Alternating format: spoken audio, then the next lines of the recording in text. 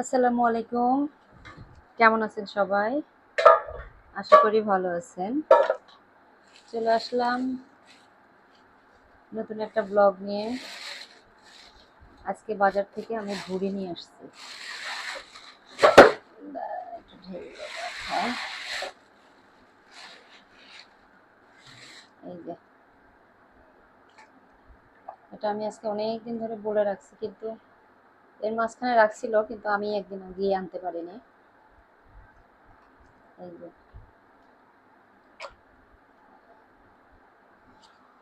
আর এটা কাটতে আমার আজকে খবর হয়ে যাবে একা একা। এটা আমার ছেলের খুব পছন্দের একটা খাবার। ছেলের না, শুধু আমরা সবাই পছন্দ করি, শুধু আমার হাজবেন্ড খায় না। তো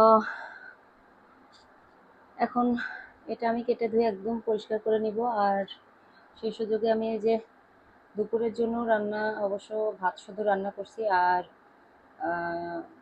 কালকে যে রান্না ছিল, মুরগি রান্না করা ছিল, শুটকি রান্না করা আছে, মানে যা যা গতকালকের আছে সবগুলাই আজকে গরম টরম করে রেখে দিছি। তো এখন এগুলো একটু কেটে টেটে পরিষ্কার করে নিই, তারপরে আবার ফিরে আসতেছি। ভুঁড়ি কাটতে গিয়ে আমার আজকে সারাটা দিন লেগে গেছে। আর আমার যেহেতু হেল্পিং হ্যান্ড নাই, তো একা একাই কাটছি।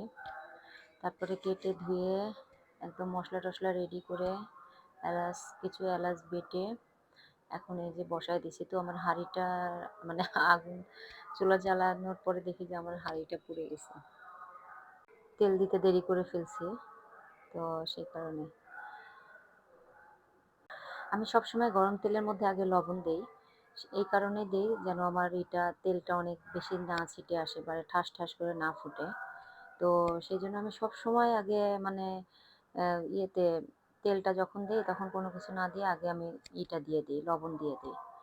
তো এই তো মশলা টশলা দিয়ে এখন একদম মশলাটাকে একদম কষানোর পর্যন্ত, মানে করবো, নাড়বো। আর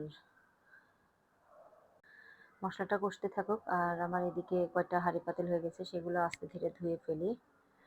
তো একদিকে আসলে কাজ করি আমরা, আরেক দিক দিয়ে যদি ধুয়ে ফেলি তো কাজও অনেকটা কম হয়ে যায়। এদিকে মশলা কষানোটাও হয়ে গেছে।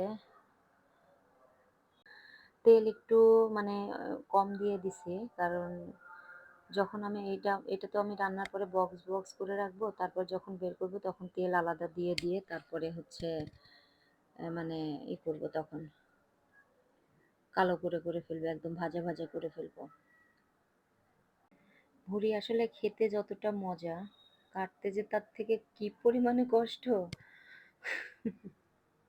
তো এখানে অনেক সুন্দর করে পানি দিয়ে অনেক অনেক কষায় কষায় সিদ্ধ করে নিছে। আর দেখেন 5.5 কেজি ভুঁড়ি এই পর্যন্ত এইটুকু হয়েছে, আরও তো কমে যাবে, এর মধ্যে তো পানি আছে। আমাদের বাসায় আসলে সবার খুব পছন্দ, আমার হাজব্যান্ড ছাড়া। আমার ছেলের তো খুবই পছন্দ, ওকে যদি সারাক্ষণ এটাই দেওয়া যায় খুব মজা করে খায়। তো যাই হোক, সবাই ভালো থাকবেন, সুস্থ থাকবেন, সাবধানে থাকবেন। আজকের মতো ভিডিওটা এই পর্যন্তই। আর ভিডিওটা কেমন লাগলো অবশ্যই কমেন্ট করে জানাবেন। তো আজকের মতো বিদায় নিচ্ছি। আল্লাহ হাফেজ। আসসালামু আলাইকুম।